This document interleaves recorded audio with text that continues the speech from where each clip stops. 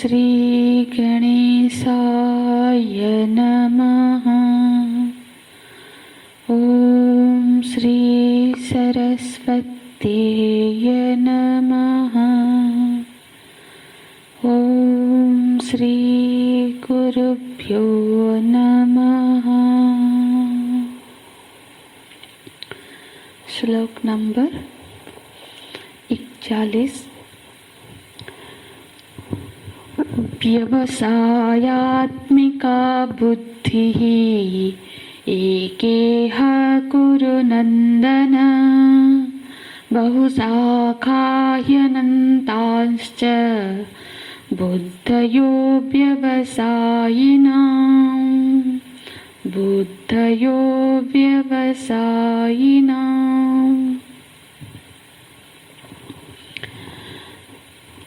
सांख्य बुद्धि का निरूपण करने के बाद भगवान योग बुद्धि की चर्चा आरंभ कर रहे हैं। इससे पहले कि योग बुद्धि की चर्चा की जाए, योग बुद्धि की महिमा बताते हैं कि जो साधारण कर्म में जो सारे दोष होते हैं, जैसे कि साधारण कर्म की सीमा होती है, दोष होते हैं। एक तो उसमें क्रम होता है, क्रम का हम फॉलो नहीं करें, पालन ना करें तो फल की प्राप्ति नहीं हो पाती है। कर्म नियत होता है, यदि कर्म में नियत कर्म नीति है, प्रतिदिन अवश्यमेव कर्तव्यम, यदि ना किया जाए तो फिर उससे दोष उत्पन्न होता है। और तीसरा, कर्म को फलीभूत करने के लिए उसकी एक क्वांटिटी, एक मात्रा निर्धारित रहती है। लेकिन योग बुद्धि में ये तीनों ही सीमाएं, तीनों ही दोष नहीं दिखाई देते हैं। तो योग बुद्धि माने जो भगवत परायण बुद्धि है। योग बुद्धि माने ऐसी प्रमा, एक ऐसी प्रमा जो भगवत परायण, मतलब जो ऐसी निर्णय है, जो प्रमा है कि मेरे सारे कर्म, मेरे सारी प्रवृत्ति प्रभु तव आराधनम, ये जो बुद्धि है इसको योग बुद्धि कहते हैं। यह बुद्धि भक्ति प्रदान करने वाली है, भगवत प्रेम प्रदान करने वाली है। अंत में सांख्य बुद्धि मतलब आत्मैक्य बुद्ध को प्रदान करने वाली है। तो अब आगे भगवान बोलते हैं श्लोक 41 देखेंगे। व्यवसायात्मिका बुद्धि ही एकेह कुरु नंदन। हे कुरु नंदन, अर्थात सारे कुरुवंशियों को आनंद देने वाले हे अर्जुन, इह माने जो श्रेय मार्ग में चलना चाहता है, जो साधक श्रेय मार्ग में चलने का निर्णय ले चुके हैं, उसकी बुद्धि में एक ही निर्णय है। उसके बुद्धि में एक ही निर्णय है, एक बुद्धि ही, एकमात्र बुद्धि है। बुद्धि एक ही अच्छी होती है। अनेक बुद्धि माने संशय, और भगवान ने कहा है संशयात्मा विनश्यति। ये सच है, ये सही है, ये गलत है, फिर ये जो संशय है, भगवान कहते हैं कि हे कुरुनंदन, ये जो बुद्धि के योग बुद्धि के मार्ग में केवल एक ही बुद्धि है, अलग अलग नहीं है। और वो क्या है? व्यवसाय आत्मा यस्या सा निश्चयात्मिका बुद्धि ही। असल में निश्चय का बड़ा भारी महत्व है। बुद्धि निश्चयात्मिका होनी चाहिए कि हमारा संकल्प निश्चय हो, बिल्कुल आज ये, फिर कल सुबह उठे तो फिर बदल गया, ऐसा नहीं। तो एकमात्र बुद्धि है कि मैं प्रत्यक्ष कार्य अपने प्रभु की प्रसन्नता के लिए करता हूँ। इसमें कोई विकल्प नहीं है।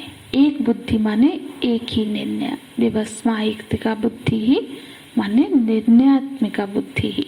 मतलब मेरे जीवन का एक ही प्रयोजन है, भगवत प्रीति।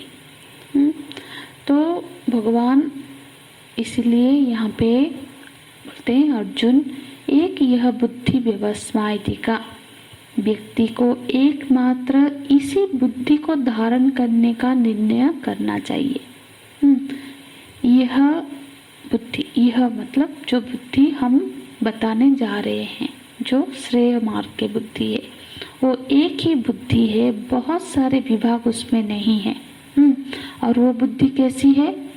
बिल्कुल निर्णयात्मिका है, विवस्मायिका है। अर्थात जो साधन पथ पर, मतलब श्रेय के साधन पथ पर जो चलने वाले हैं, उनकी एकमात्र बुद्धि को धारण करने का निर्णय होना चाहिए। जिसने इस बुद्धि को धारण करने का निर्णय कर लिया है, यही एकमात्र बुद्धि उसको उत्थान का, उसके उत्थान का कारण बन जाएगी।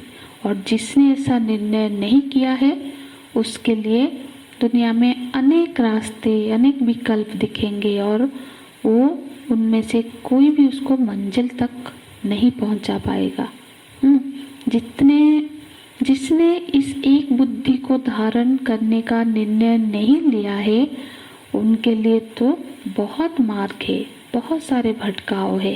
अनंताश्च बोलते हैं, बहुशाखा ही अनंताश्च बुद्धयो अव्यवसायी नाम। जो अव्यवसायी है, मतलब जिसका निर्णय अभी पक्का नहीं है, जिसने निर्णय नहीं लिया है। अव्यवसायी मतलब जिसमें व्यवसाय विशिष्ट पर्यवसान वाली बुद्धि नहीं है, और जिसका अंत विशिष्ट है, मतलब जिसका बुद्धि कहीं अंत हो जाता है फिर दूसरी निकल आती है, तो बी माने विशिष्ट। अव्यवसायिका मतलब अवसाय माने निश्चय, अवसान माने चरम बुद्धि, विशिष्ट विषय चरम बुद्धि। चरम माने अंतिम बुद्धि, जिस बुद्धि के बाद दूसरी कोई बुद्धि नहीं है, इसी बुद्धि को विवस्मायिका बुद्धि बोलते हैं।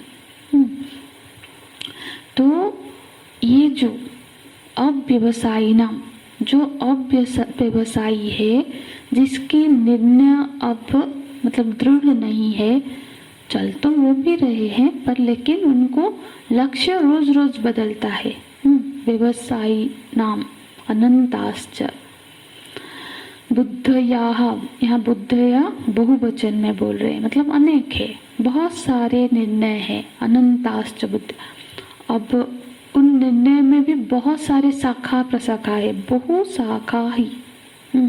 जैसे उदाहरण के लिए कोई स्टडी के समय में भी बहुत सारे विकल्प आते हैं, फिजिक्स पढ़ेगा, बायोलॉजी लेगा या मैथमेटिक्स लेगा, तो फिर वो सब्जेक्ट को सिलेक्ट किया, फिर आ जाता है, पर वहाँ पे तो वो एक निर्णय नहीं होता है ना।